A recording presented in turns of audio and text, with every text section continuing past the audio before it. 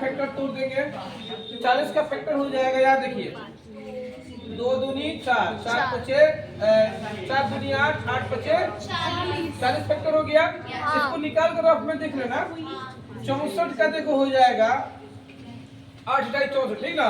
यानी कि 2 दूनी 4 दूनी 8, 3 को मिलकर के 8 हुआ। फिर 3 को और मिला देंगे तो 8 × 64 हो जाएगा। 1 2 3। अब इसको गुणा कर लो, 2 दूनी 4 दूनी 8 दूनी 16 दूनी 32 नहीं 64। ठीक है, अब आते हैं 48, 16 × 48 यानी हो जाएगा 2 दूनी 4 4 दूनी 8 8 दूनी 16 16 × 48। अब चलो सबसे पहले क्या करेंगे, हम लोग को निकालना क्या है, क्या निकालना है, HCF पहले हम लोग निकालेंगे, HCF। ठीक है, पहले जो नंबर्स मिले हैं उसको हम लिख देते हैं। 1 मिल गया, ठीक है, फिर ये 2 मिल गया, 2 लिख देंगे, ठीक है, फिर ये 2 मिल गया, ठीक है, और किधर मिल रहा है जी, ये भी 2 मिल गया, इसको ले लेते हैं।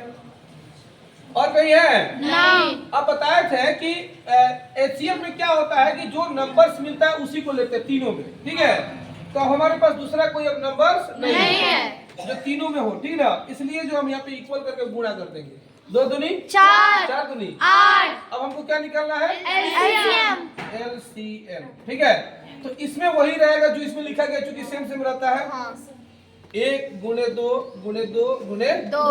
अब सुनो, अब एलसीएम में क्या बताया गया था कि अगर 3 संख्या वाला क्वेश्चन हो, उसमें अगर 2 संख्या में भी अगर मैच कर जाए ना, उसमें से भी एगो को निकाल लेते हैं। तो देखो यहाँ पे 2 को 2 मिल गया है, इसमें से एगो आ गया, और कहीं 2 मिल रहा है, नहीं मिला, क्योंकि देखो एक लाइन में अगर 2 रहेगा उसे हम नहीं लेंगे, ऊपर नीचे होनी चाहिए, ठीक है। तब क्या करेंगे, सबको लिख लेंगे, 5 लिखेंगे, ठीक है, फिर 2 लेंगे, फिर 2 लेंगे, और लास्ट में कितना लेंगे, 3। अब गुणा करेंगे, 2 दूनी 4 4 दूनी 8 दूनी 16 16 पचे 80 दुनाई 160 160 दुनाई 320 320 और गुणे 3 कितना आ जाएगा, 2 3 6 3 960 960 इसका यहाँ पे आंसर हो गया।